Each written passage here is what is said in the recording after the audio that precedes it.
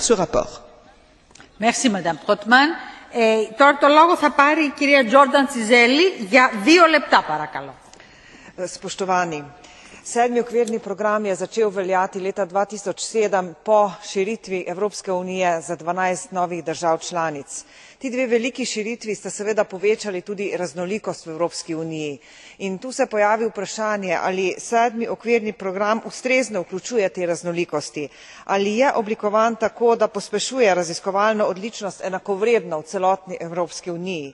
Revizija kaže določene vzorce, opozarjam predvsem na 2.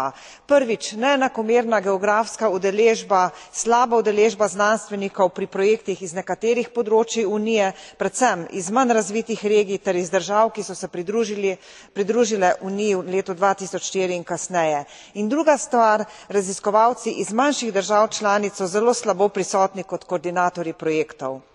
Doslej sem dobila kot pojasnilo za tako stanje odgovor, da je v 7. okvirnem programu glavni kriterij izbira raziskovalna odličnost, kar navaja na sklep, da je v regijah, ki so zelo slabo prisotne v projektih, slaba kakovost raziskovalnega dela.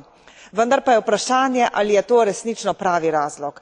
Take ocene namreč ni možno postaviti arbitrarno, zato pozivam Komisijo, da opravi študijo vzrokov zelo različne geografske porazdeljenosti projektov in koordinatorstva.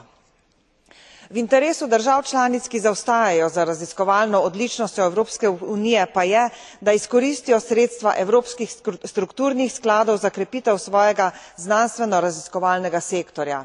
Ta možnost mora ostati tudi v prihodnji finančni perspektivi. Vendar morajo biti strukturna sredstva uporabljena le znotraj držav članic, ki jim pripadajo. Ideje, da bi se prelivala iz manj razvitih držav v bolj razvite, na primer za izgradnjo raziskovalne infrastrukture, so nesprejemljive, ker bi se korak med regijami tako le še povečal.